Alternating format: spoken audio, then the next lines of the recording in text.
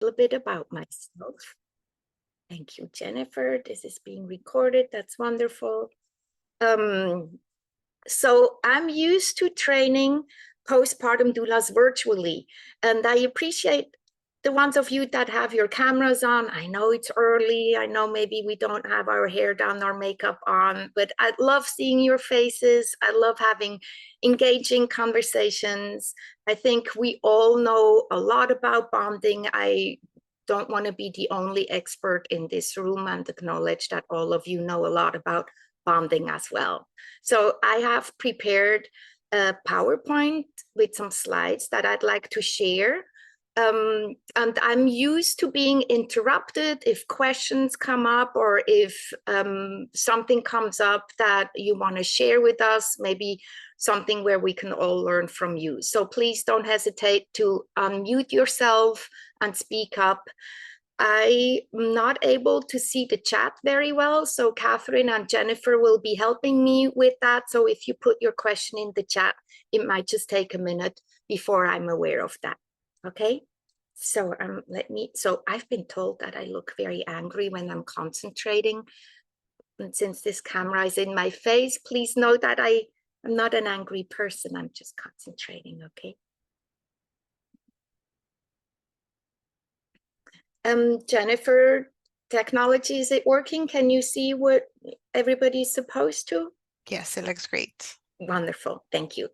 So we're going to talk about creating strong bonds and kind of more the doula's perspective on newborn bonding with parents, but also other family members. I'm first going to tell you a little bit like, what does a doula do? Some of you might know, some of you might not so familiar with it. So we mainly have birth and postpartum doulas. We have some full spectrum doulas or abortion doulas or end of life doulas. I'm going to go mainly into birth and postpartum doulas. So we provide emotional and physical support during birth.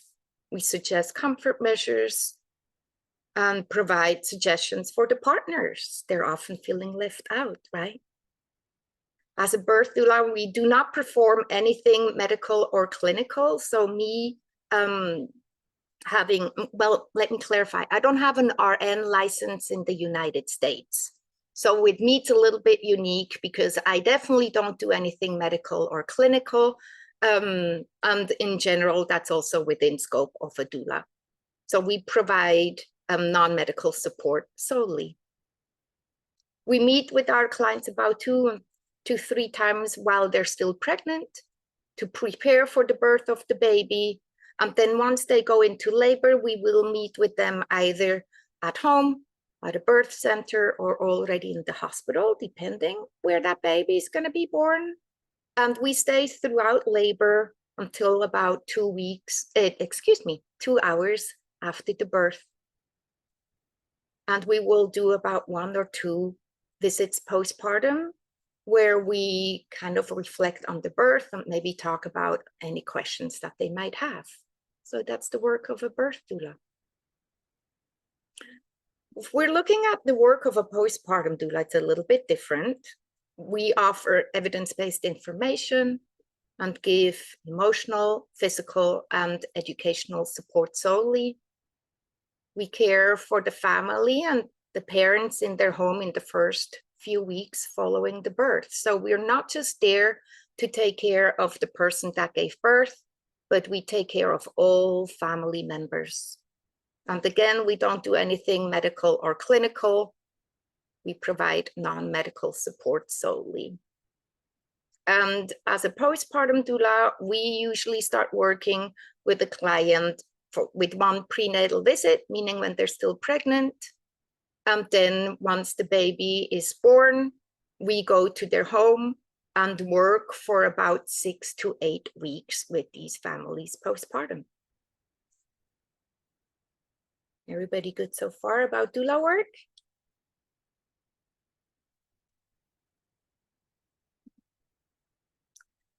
So I want to look a little bit about bonding. I'm first going to talk about what actually happens in the baby's brain so we can understand what is bonding looking like more on a cellular level. So we're first looking at what's happening with the baby, and then we're looking at what's happening in the parent's brain. And we're going to also switch it up between the primary caretaker and the secondary caretaker, or moms and dads. I'm going to be using inclusive language, so sometimes I'm just going to say caretaker instead of mom or dad.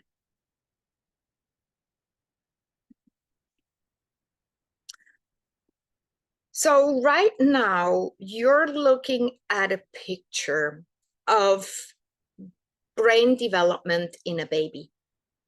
And you see kind of these circuits that happen in the brain of these connective tissues, these brain circuits. It's almost like these pathways in the brain all over in the baby.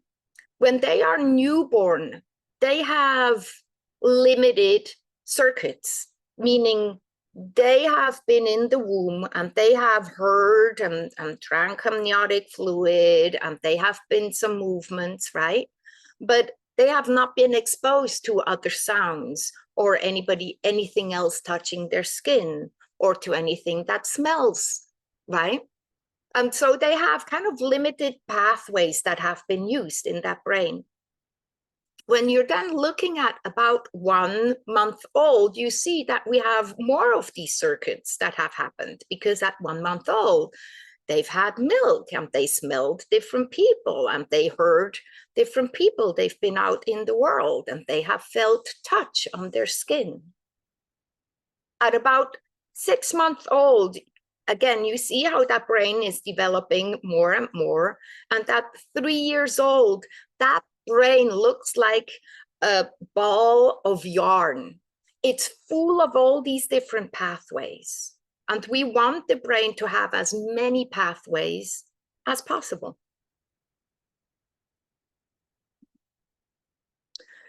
So when we're looking at what is called the limbic system in the brain, we have some glands in the brain that excrete certain hormones and chemicals in the brain.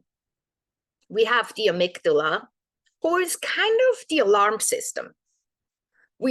The alarm system already happens at infancy, a moment where we don't feel safe, where we maybe feel hungry, where we feel stressed, we're very tired.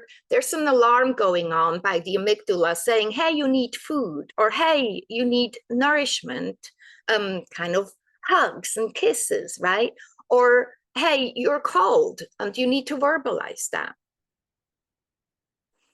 The hypothalamus is a part in the brain that is like the gas pedal, meaning that the gas pedal says, ooh, this alarm is persisting. I need to keep putting out these stress hormones, these cortisol levels. They're going to get higher because the hypothalamus is really that gas pedal that keeps sounding this alarm. We then have the hippocampus and the prefrontal cortex. And yes, it's kind of in the front of the brain.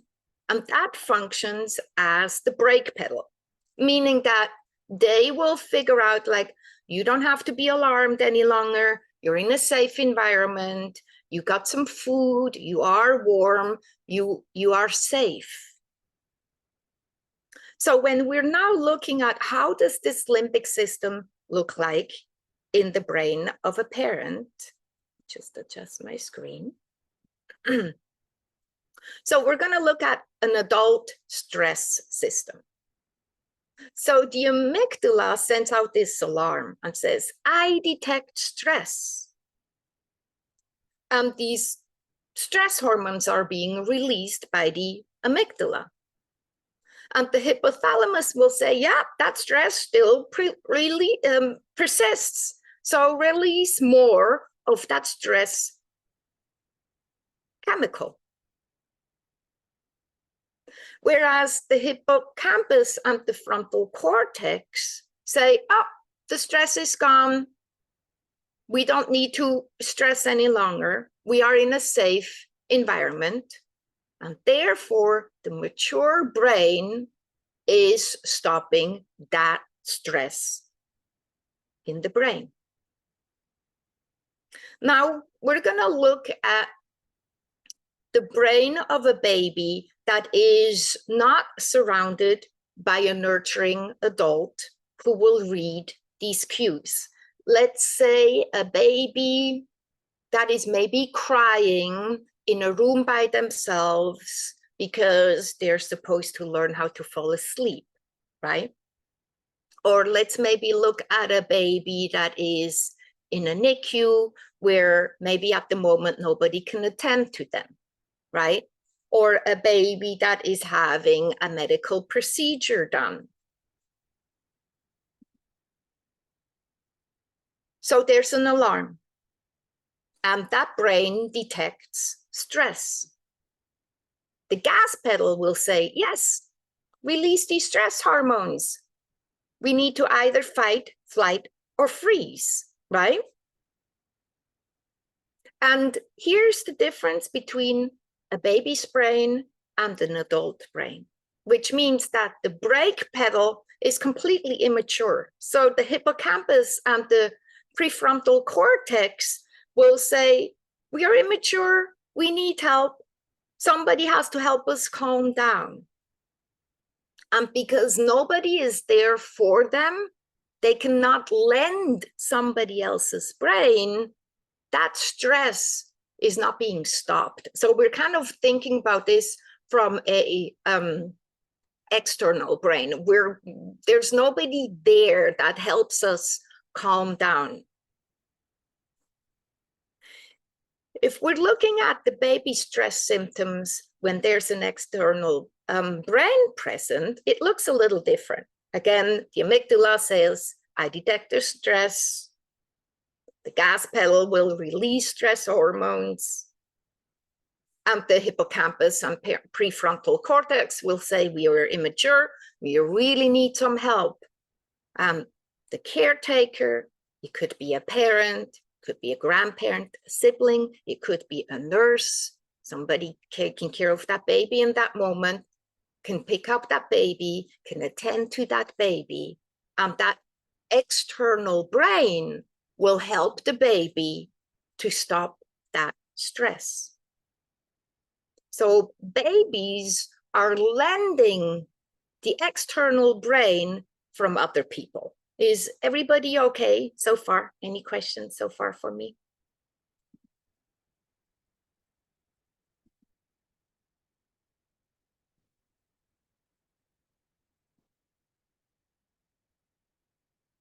Okay, so ultimately, babies cannot self-soothe because they do not have the brain parts to do so way beyond pregnancy. We know that babies need to lend an external brain until they're about 3 years old. 3 years. Do you remember that first picture that showed you where we saw that ball of yarn where all that brain connective tissue took place? So until that brain is really fully matured, the brain is not able to self-soothe.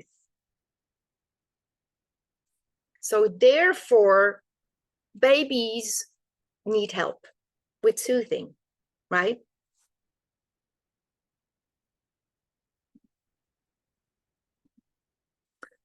I want to look a little bit at the parent's brain, and I want to clarify. So there are two terms that maybe not all of you are familiar with. They are cisgender or transgender. I'm cisgender, I'm putting it in the chat. Cisgender. Cisgender is the opposite of transgender, meaning I personally was born with female hormones, female reproductive organs, and I identify as a woman. I'm cisgender. And somebody that is transgender was born maybe with female organs, genitalia, hormones, but they identify as male. So they're transgender. So I'm explaining this because the studies that have been done about the brain development in adults when it comes to bonding was all done on cisgender people. So I'm going to use some terminology like Mattersons and Pattersons that are particularly to cisgender people because transgender people have not been studied.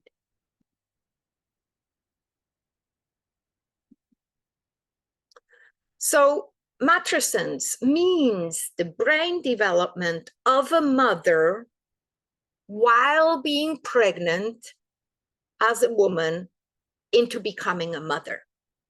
And we know that that Mattersons happens at conception and lasts until about 16 weeks postpartum. So Mattersons refers to the release of certain hormones in the brain and certain brain circuits that are being built in that maternal brain. For example, estrogen and progesterone is being released in higher quantities in the brain during Mattersons. Oxytocin is one of the hormones that is being used during birth because it contracts muscle fibers. Oxytocin therefore contracts the uterus and makes these contractions during birth. Oxytocin is also a hormone that is called the love hormone. Women, again, cisgender women, release a lot of oxytocin throughout their life. Prolactin is a hormone that comes in mostly during late pregnancy, early postpartum. It is the hormone that creates milk. And then we have glucocorticoids, which are other hormones that help with the brain function and with that bonding effect in mothers. If we're looking at dads, fathers, again, cisgender men, we know that Patterson's happens at birth and lasts again for about 16 weeks postpartum. And in men, they release higher levels of testosterone, also higher level of estrogen, oxytocin, that love hormone, that bonding hormone is released quite high in men as well. Prolactin, smaller amounts than in women, but nonetheless it's present. And then again, that glucocorticoids are other releases that happen in that postpartum brain of the father. Studies show that if there is no mother present postpartum, and the man, a father, is the primary caretaker of that baby, they will actually start to release more hormones similar to mothers, depending how much they're involved in caretaking of that baby. So ultimately, we're looking at these primary and secondary caregivers. And we know that these brain circuitries, these brain circuits, these ball of yarn that I told you about is being developed within these first weeks postpartum. And we know that the more time these parents spend with the baby, the more these brain circuits are going to be happening.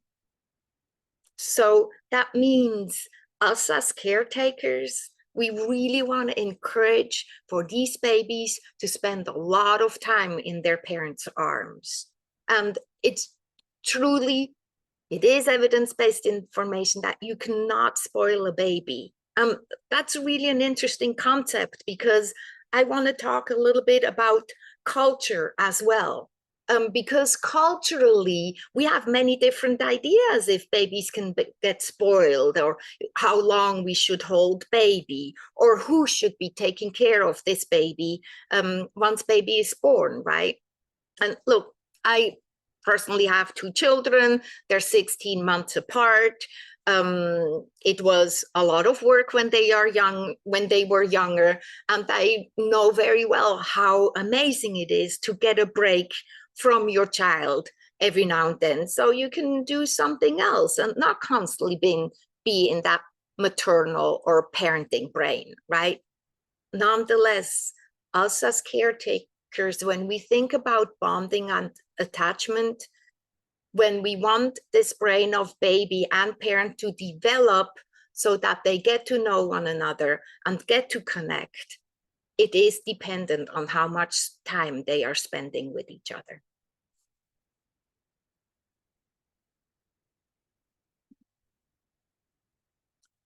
So we know that the paternal brain, so brains of parents, is the more time they spend with that baby, they become much more sensitive to the baby's communication. They have enhanced empathy. They have enhanced threat detection, which is left over from more primal days when we needed to be more aware of our surroundings. But nonetheless, also when a baby is in the crib, we have more enhanced threat detection. And I think the last bullet point I find rather interesting, because we know that when these parents spend more time with the baby, they actually have a feeling of being motivated. They want to spend more time with the baby because there's a reward being around baby.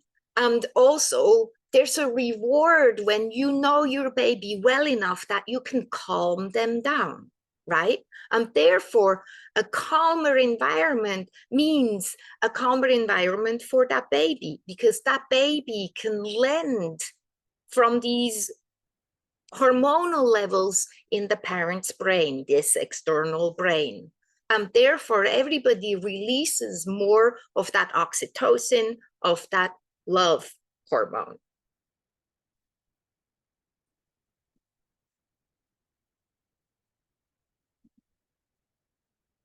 So how kind of do we nurture and bond with these babies?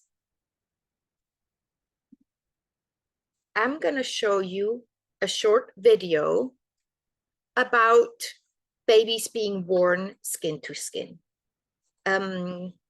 Kathrin, I can see you very well. I'm going to press that button. Can you tell me if the audio, kind of give me thumbs up with the audio to make sure this is coming through well?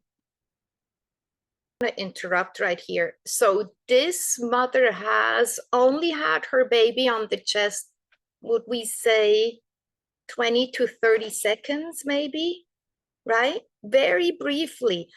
And see how she has an oxytocin release. You see her milk flowing. Oh, everyone, can you understand how amazing this is? I find this fascinating. I could just talk for 20 minutes about this, that this baby has been so quickly at the breast and she already releases oxytocin. So let's see. This video you can find on Global Health Media Project. They have lots of other videos. So Global Health Media Project.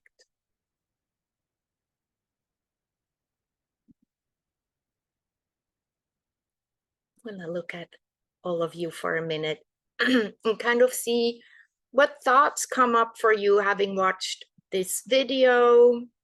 Is this something that you may show to your patients or to your clients, depending how you call them? Is this something that concerns you? Anything that you're worried about when watching this video? Hello, can I speak? Sorry. Please come. I love this video. I actually worked with two sisters who delivered a week apart. One had a C-section, one had a normal vaginal delivery.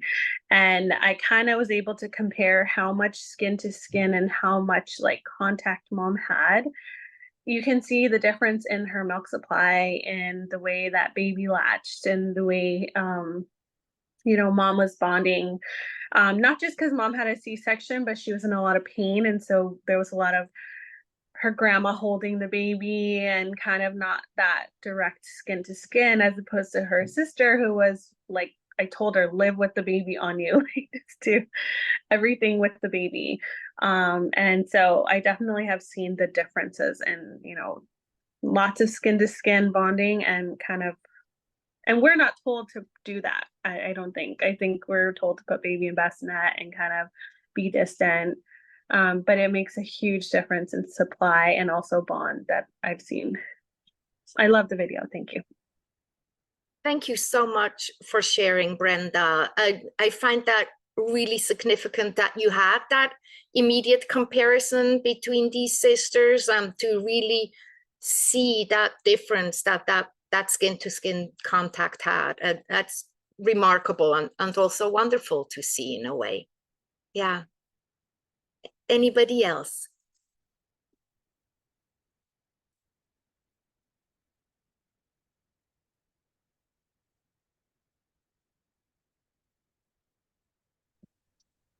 I love the idea of and I've heard this recommendation before, of using a wrap to hold the baby on the mother or the parent while they're sleeping. I don't know if we're allowed to recommend that, because I think it's sort of like the rule is, put the baby back in the bassinet, but it's like, I'd prefer the baby to be there secured with a wrap than next to the parent in the bed. So yeah, I don't know if we're allowed to suggest that.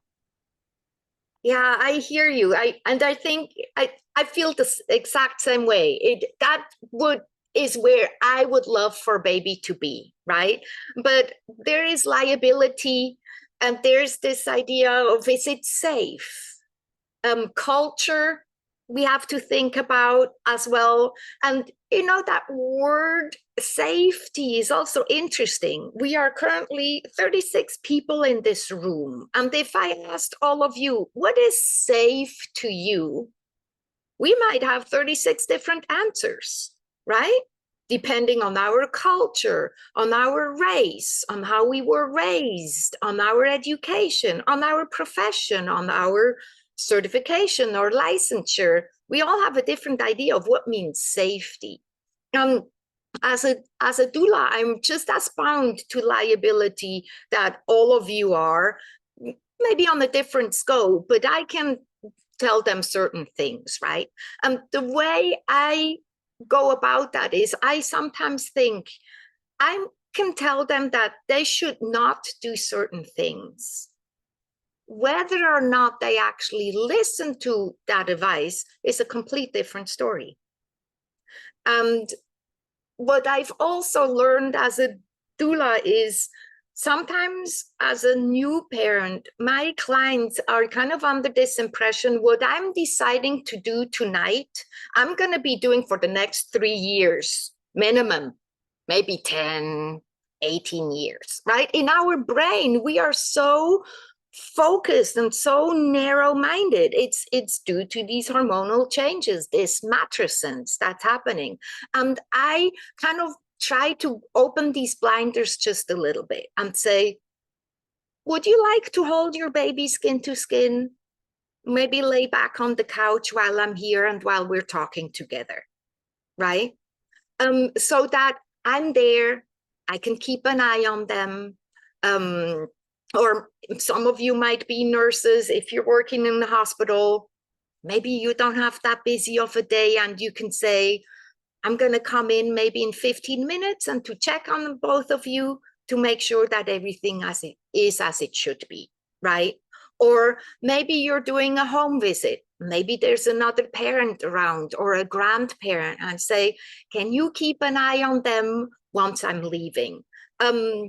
Because I think these little moments of spending time with baby do make such a big difference. And we are ultimately, all of us, no matter what service we provide in that home, we're planting a lot of seeds of somebody watching this video and say, oh, that could be me. It could be me doing the dishes while my baby is skin to skin, right? Or it could be my partner, spouse, husband, whoever that person is, doing skin to skin while I'm resting. So I think ultimately there is this big aspect of planting seeds. In the video, they talk about safety measures. You know, they're a little bit jarring to see. They're not always easy to see for me. The baby with the blue lips and tongue, I feel like, oh goodness, I hope somebody's doing something with this baby, right? But nonetheless, I actually think it's a great video because it shows that most babies don't have a blue tongue and blue lips, right? Or most babies don't make funny noises when they're breathing. So it also feeds this idea with the parents that your baby is okay, and your baby is safe, and your baby is healthy. Great point, Lisa. Other thoughts or maybe questions or concerns? Yeah, I have I used to work in the NICU and we would encourage the skin to skin and you would see the dramatic increase in oxygen, especially in the preterms. So yes, beautiful video. I highly encourage it. And yeah, I mean, you can totally notice the difference when they have that skin to skin. Yeah, Teresa, that just struck such a special chord in my heart. Being a NICU RN, I have a very soft spot for NICU babies and parents. And I think it's just remarkable. I was very young when I worked on the NICU, and it was truly remarkable to see these oxygen levels rising, or there being less apneas and less, bradycardies where the pulse went down. And it just was so significant. Especially, I worked in a very high-tech NICU with very premature babies. And once I learned about that kangaroo mother care, and I understood that the best place for a baby to be is not an incubator, it's the parent's chest. That's remarkable for me as a nurse who has been told that medicine helps babies survive, right? All these procedures that we're doing helps these babies to thrive. And ultimately you'll learn, no, what helps babies to thrive and to survive is the parent's chest. So if you're working in the NICU, make time. You can do a lot of blood tests while that baby is skin to skin, while baby is feeding. You can set IVs. It's the best place to set IVs because these babies are so much calmer than somewhere on the warmer or in the incubator. You can do ultrasound tests. There's a lot of tests that can be done skin to skin. And if you're working at home, for me as a postpartum doula, sometimes I come in my client's home and the energy is very high. The stress is really high. I can almost feel that cortisol and epinephrine in the room, and everybody is just on such intense stress, like they're snappy, things are not going well. And I, in that moment, tell my clients, I want you to do a 24-hour staycation where all of you are topless, baby's just in a diaper, preferably all of you are naked in bed for 24 hours. And you're only to get out of bed to use your bathroom and to get food. Preferably you would also eat in bed. Okay, culturally, or not all of us have the same comfort level, I get it. But that's kind of this idea of you stay in bed for 24 hours. And I tell them, when I come back tomorrow, I expect your household to be a mess. That's what I want to happen. And because they're doing so much skin to skin with baby, with each other as parents, they're cuddling, they're spooning, And that oxytocin release, we saw it in the video. After 20 seconds, that parent had an oxytocin release. That oxytocin release counteracts that cortisol level in the brain and truly helps everything calm down. And everyone, we do have an impact on that by making that suggestion, right?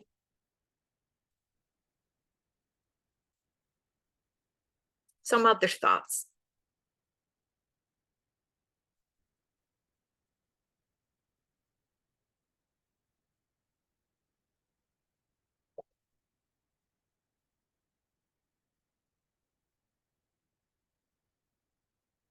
I'm going to go back to our PowerPoint.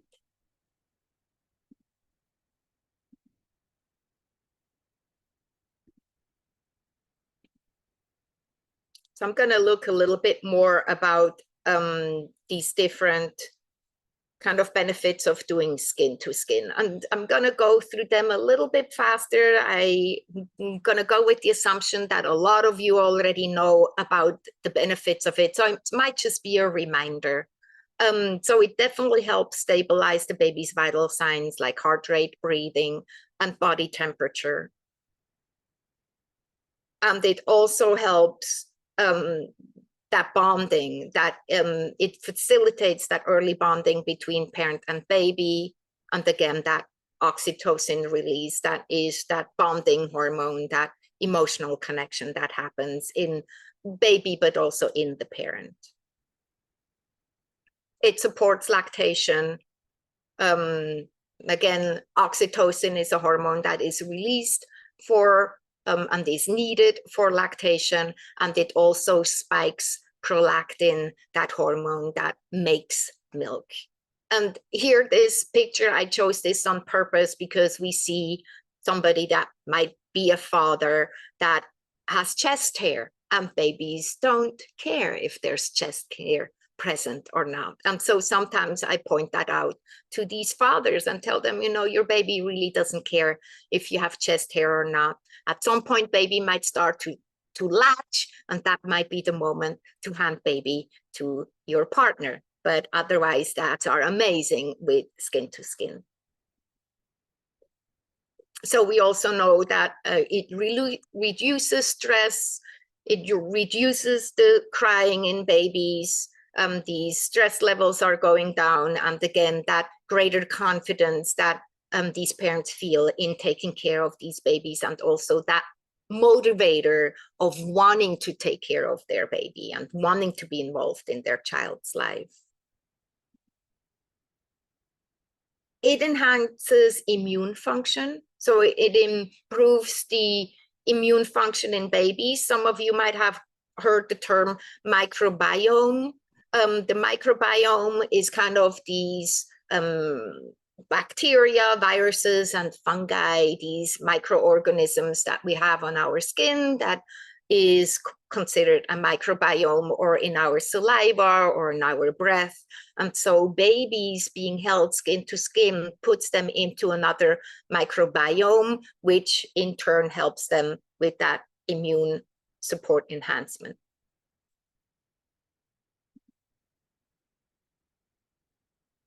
Again, when we think about the brain circuitry, it therefore helps with motor skills and sleep patterns, right? We think about non-REM and REM sleep in infants. They have about 30 to 45-minute cycles in between these different sleep cycles. And if they could have more of the REM sleep in a sleep cycle, it just helps them to really calm down and process this information that they're getting. I know that some studies show that a child in REM sleep has as much brain function as a baby that is awake, which means that the brain is growing in their sleep. And when we say brain is growing, again, I'm talking about these brain pathways, these circuitries that are taking place.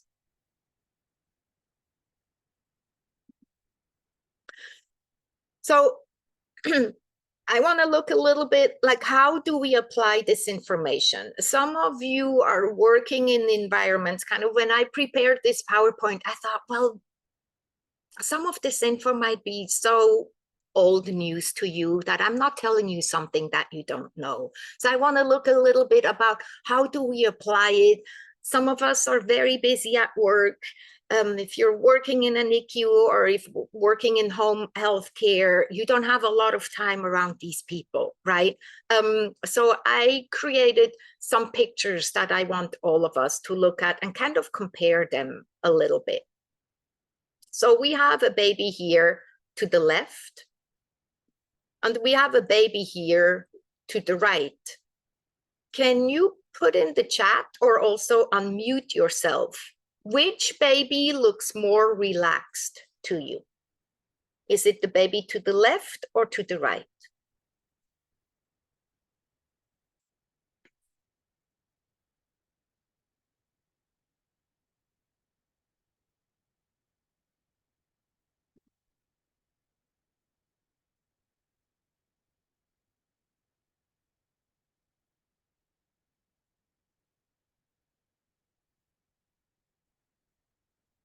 Yeah, we have to look closely, right? Granted, these pictures are also rather small depending on your screen.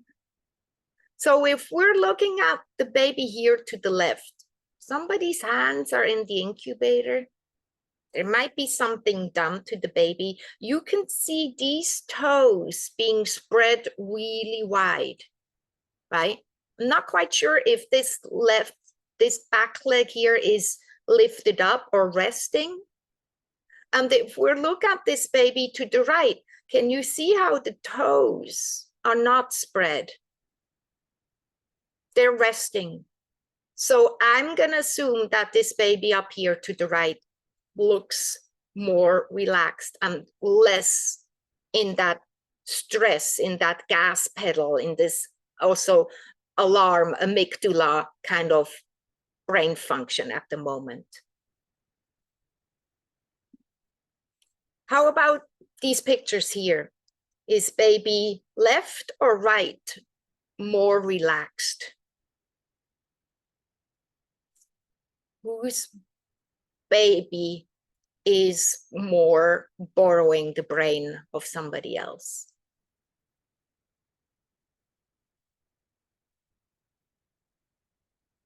Yeah, well done, everyone. You got that right. It's that hand, right? It's that hand where we can see these fingers are completely relaxed. Granted, this baby is also asleep. That baby's mouth is open. These fingers are white knuckled. That's how much stress this baby is experiencing. And glove, no glove. Yes, Victoria. Just wanted to point that out. Do you have any thoughts on gloves? Are you wearing gloves? Are you not wearing gloves? What are your thoughts on gloves? Anybody? No gloves, Ileana? Anybody want to mute yourself and tell me a little bit, why are you choosing gloves? Why are you choosing not to wear any gloves?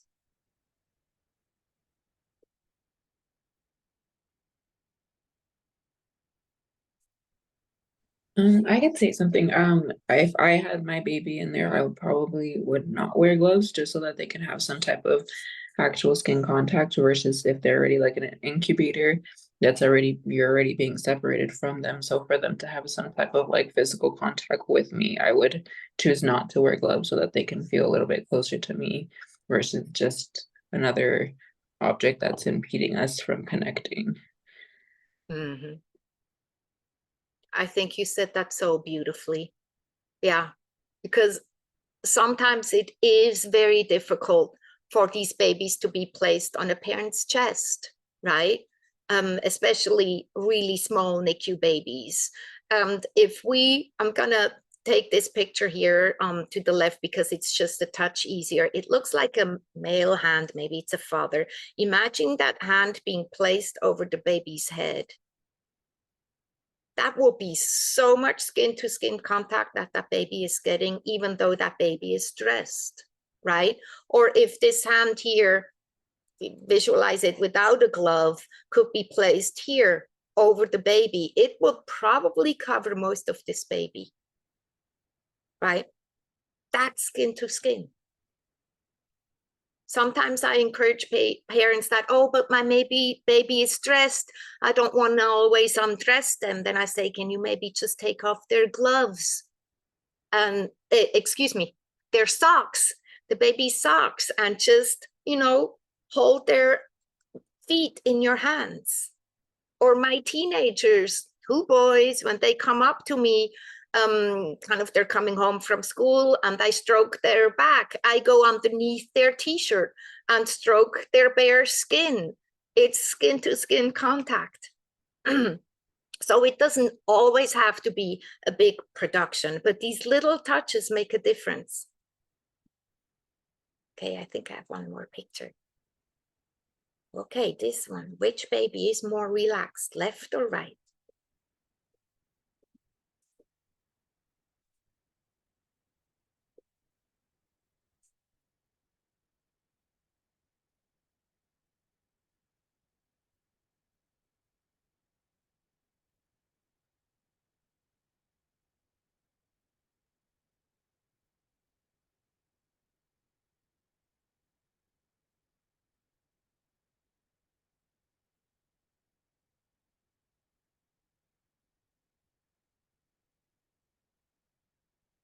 Yeah, I would personally say the right as well.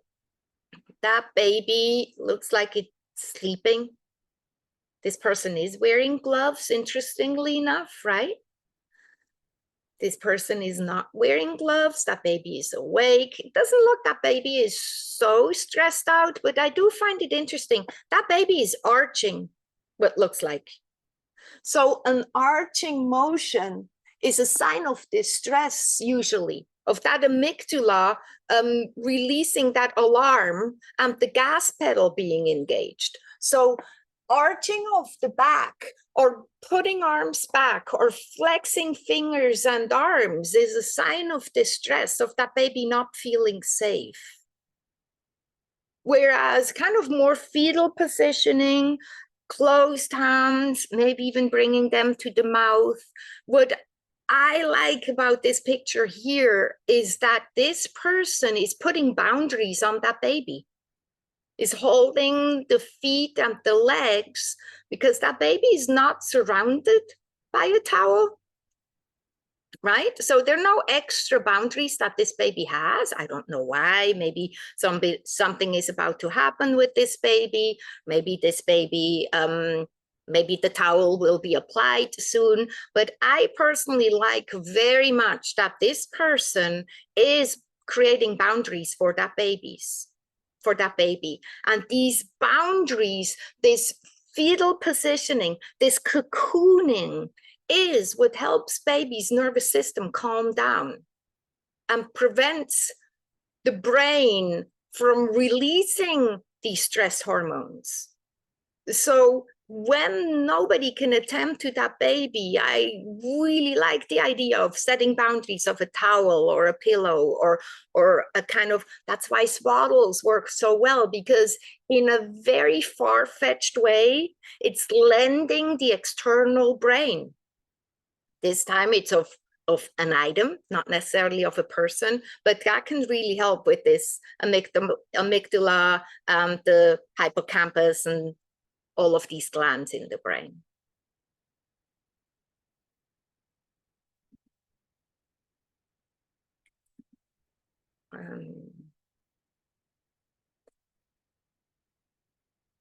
Oh, you all disappeared for a second. Where am I seeing you again? There.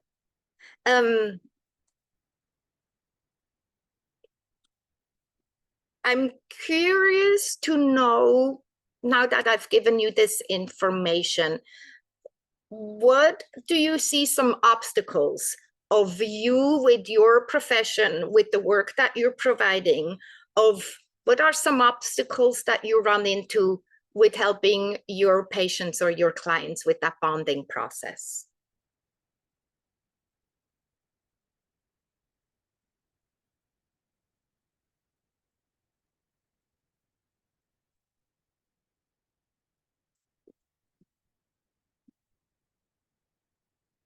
Cultural belief. Mm-hmm.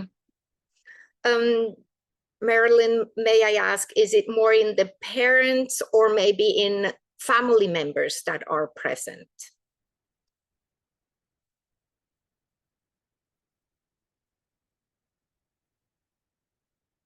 I'm sorry about that. I was couldn't find the unmute button. Okay, oh, just case in point, just a few days ago, I went to a home. They're from Russia. And grandma had come from Russia, like about a week before birth, and they prepared her room, and they made like a little sort of like a little nursery in grandma's room, because that's where baby would be spending the nights, is in the room with grandma. And grandma would be doing all the night care and would be sleeping with the baby. And this is cultural, this is their beliefs, and feel this is the safest place for baby to be because grandma would be awake. Grandma sleeps during the day. The grandma does bring the baby baby is exclusively breastfed, and baby brings the baby, changes the baby's diaper, does all that care, and then brings baby to mama, and then she leaves the room and mama feeds the baby. When everything is done, she does skin to skin for about 30 minutes after feedings, and then she returns the baby back to grandma. And the baby's very, very fussy at night, screams and cries and cries and screams. And I was very gently trying to express how skin to skin is very important, how maybe if they tried this during the night with both parents, they could take turns if they wanted to, so that mommy could get enough rest, that they could try that, see if it would make a difference in the baby's sleep at night. She didn't say anything. She didn't respond at all. Okay. Yeah. Was grandma there during your visit? Yes, grandma was cleaning the kitchen. Okay. Oh, that is such a struggle, Marilyn. Yeah, because you don't want to step on anyone's toes, right? And it's wonderful that grandma is there to help. And, that relationship between grandma and grandbaby is wonderful, and you want to encourage it. And grandma can bring some relief. And nonetheless, we know if baby were to spend more time with the parents and do the skin to skin, it would help calm that situation. So sometimes I ask a lot of questions around it. I see that grandma's visiting and I see that baby's spending with grandma at night. Can you tell me a little bit how things are going? They're maybe telling me that things are not going so well. Good. There's kind of a foot in the door that I can have when things are not going well, right? When things are going well, you can't make too many suggestions because things are going well. But things are going not well, you could maybe say, do you have any concerns, right? That could be oftentimes a good question to kind of see, yeah, I'm kind of concerned with grandma getting tired and maybe not waking up when baby, or maybe grandma does certain things that I don't like very much. And so maybe if grandma is in another room, they could verbalize that with you. Grandma sitting there makes it a little tougher, right? But there was a plus to that though, because she did not understand English, or at least that's what the client told me. She says, I'm so happy my mother doesn't understand English at this point, because I could discuss this with you. And she did say that that grandma doesn't want her holding the baby so much, because she likes to do skin to skin during the day. She holds the baby a lot. In fact, the baby is with a mommy most of the day, unless the baby, mama is sleeping or taking a shower or something. So she does have that skin to skin contact and holding the baby throughout the day. But the her mom gets very upset because she said that once she leaves, what is she going to do? She's going to have a baby that's used to being in the arms. And I said, that's wonderful. Babies need to be in the arms. That's a wonderful thing. And I know she doesn't understand that, but maybe I said it will help her to understand that it is that she sees that her grandchild is sleeping happily and is content, and that you're doing better, that she would be more responsive to that. So I don't know. I left it at that. Yeah, you did a wonderful job, really. You planted a lot of seeds, right, while you were in that home. So very well done. And, you know, ultimately, grandma leaving could also mean baby being in a carrier and skin to skin, so that mom can still do household chores when grandma is not there any longer. Or the parent. Oh, I made that so very stereotypical by saying mom doing household chores. I apologize. I think men can do It's just as okay. many household chores. And also, sometimes with the older generation, or when culturally things come up, I use what I call the blame game. And I say, maybe you could tell grandma the pediatrician said that I should be holding the baby all day long, right? Whether or not the pediatrician ever said it doesn't really matter. Or anybody, like there is something called the white coat syndrome. I'm pretty sure most of you are aware of that. And that's kind of what we're basing this on, that we can use that in our work by using kind of that blame game. For what it's worth, sometimes that's another thing. Thank you, Marilyn, for sharing. I appreciate you. You're welcome. I also like to mention to parents that babies don't have the skills right now to self-soothe. That will come eventually. This isn't a forever thing. First 3 or 4 months or so, they just are not capable of it. And that you're actually building their confidence and their ability to self-soothe in the future if you're able to, you know, create that bond and attachment right now. So it's something you can tackle later, but for now, do what you need to get through the day or the night. And that often is, you know, holding skin to skin. It's so wonderful, Lisa, because what you're doing is you're showing the light at the end of the tunnel, right? And almost telling them you will not always have a 3-week-old baby. But while your baby is 3 weeks old, skin to skin will solve some of your problems, is maybe a strong word, but some of your struggles that you're having. But you will not, your 3-year-old will want to run around. They will want to go away from you, or already soon crawl away from you. And then things will be very different. I think that's so beautiful that you're pointing that out. Yeah.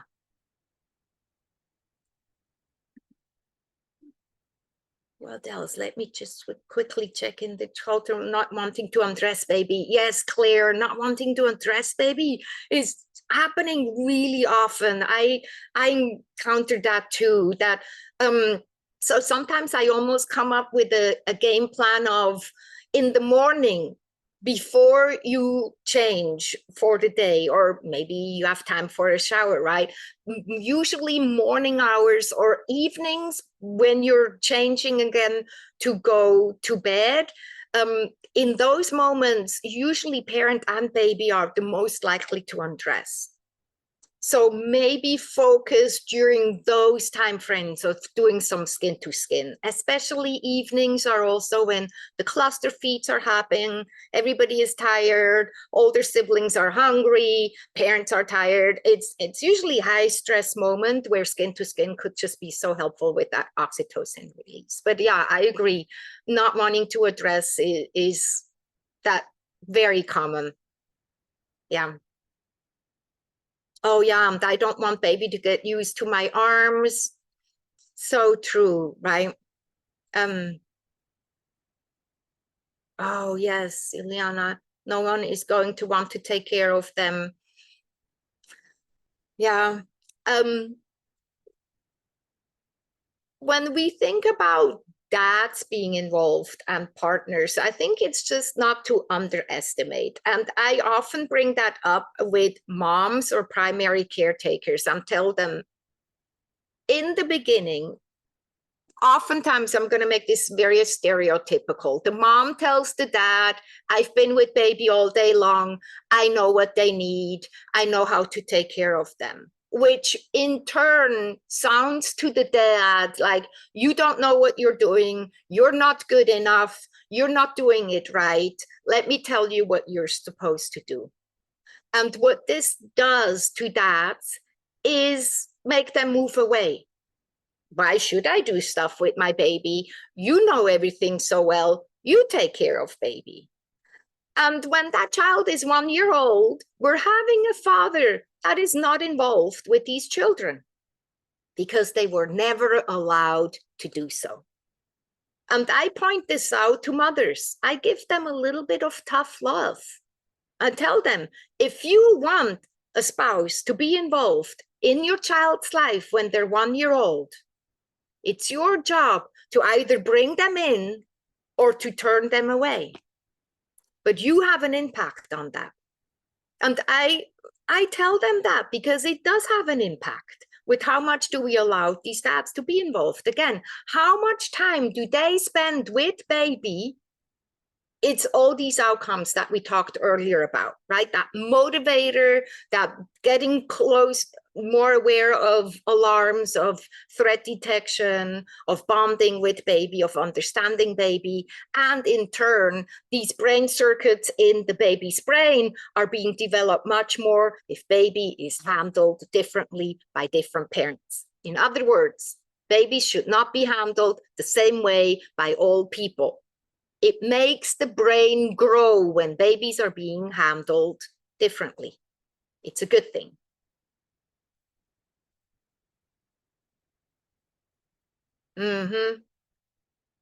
Yeah.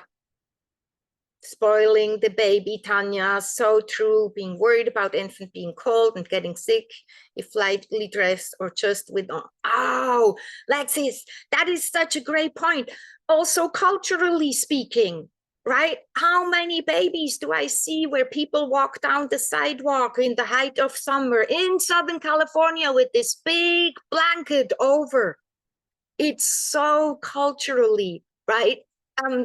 I like in the video that the skin to skin, that you can put a blanket on baby's back, that the front, the parent is warming, in the back we have a blanket, maybe put something around, maybe a hat.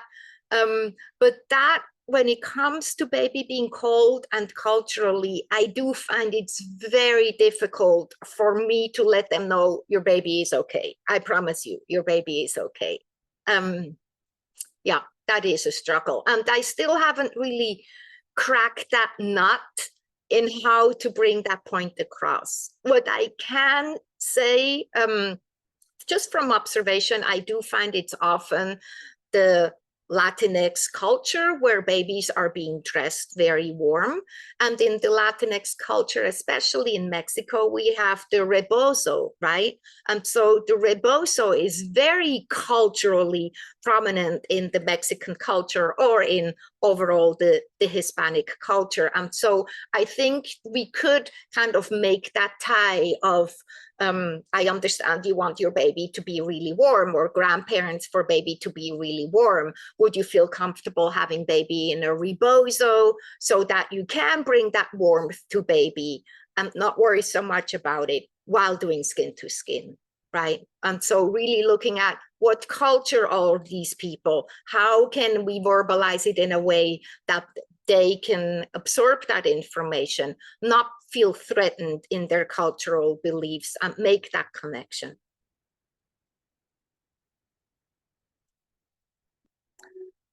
Well done, everyone. I'm gonna go back to our PowerPoint.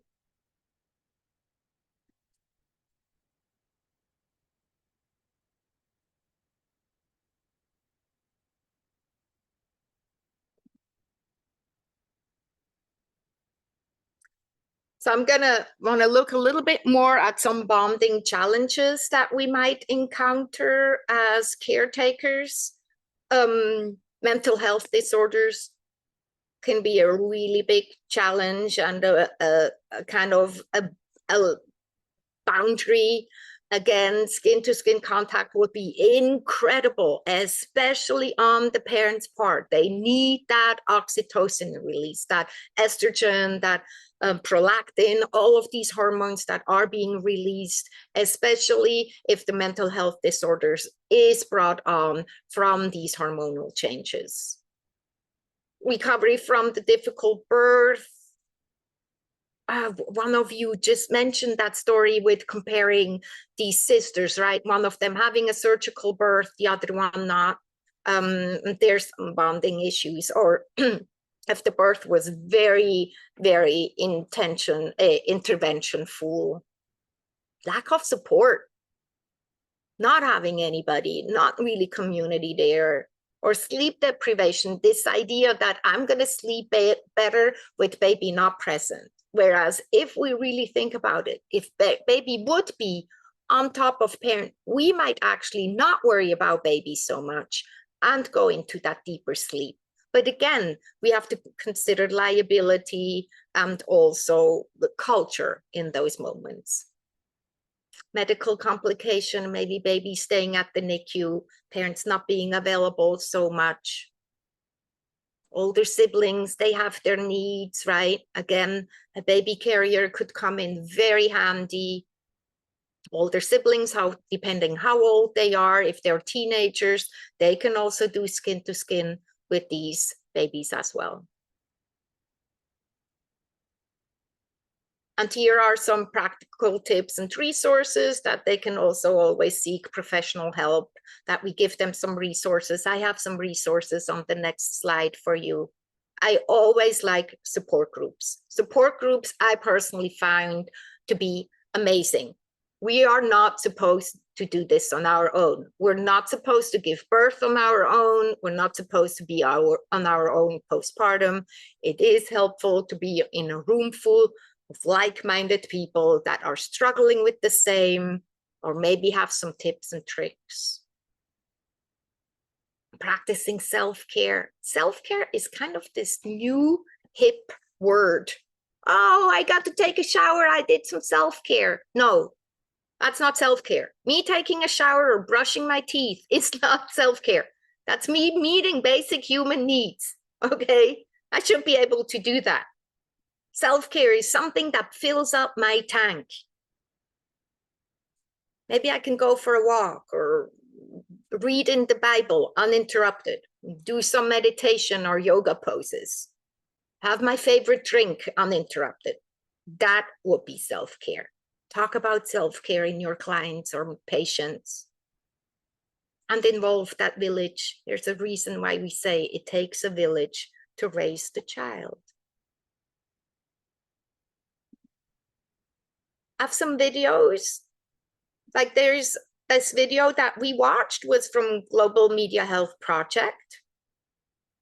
YouTube has a great video called Benefits of Kangaroo Care for You and Your Baby. And there's another one, How to Kangaroo Care with Our Baby. So both of them have really good information. They're kind of short. They might be helpful for you to send to these people that you're engaging with. And these are also some great websites to find more of this village, maybe some support group. Postpartum Support International is an outstanding resource for all of our clients and patients.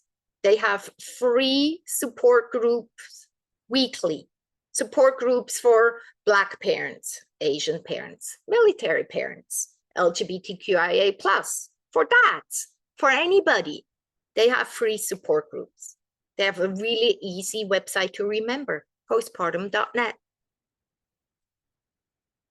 Kids Health is a great website that has so much information that you can hand out to these people with handouts and videos and evidence-based information. I found Kids Health to be just such a wealth of information to use in my practice.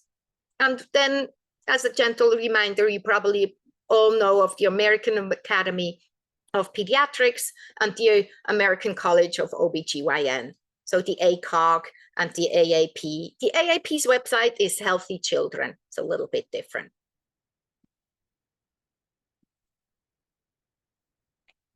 And what I have for you is also my contact information. My website is Los Angeles Doula. And everyone, I make myself very available. Really, I love talking about birth and pregnancy, birth, and postpartum, I can talk about it for 3 months straight and not get bored. So you may always reach out to me if anything comes up. We have just a couple of more minutes left. Do you have any last minute thoughts or maybe comments or questions, anything that I have not addressed? Thank you, Ileana.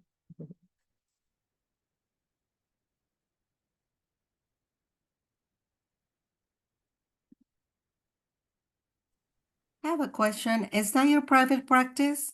Are you in private practice? I am. Yes, I'm in private practice. That's correct. So when I work with a client, I am an independent contractor. Yeah. So technically we can refer to you because you're in private practice as long as Yes. do you take insurances or it's just cash pay? Both. Depending on the client's insurance, sometimes if they have Carrot or Maven or Flex accounts, HSA accounts, absolutely. The doula has to be certified in order for this to work. I'm personally certified, but I also I really want people to not be on their own postpartum. And I help people find postpartum doulas, and postpartum doulas find people. And so I kind of be a liaison. I do that for free. But you can send any people to me, any family, and I will do my very best to help them find support. That is one of the big goals in my life. So thank you for checking in on that, Lexis. And thank you, Lisa. I happen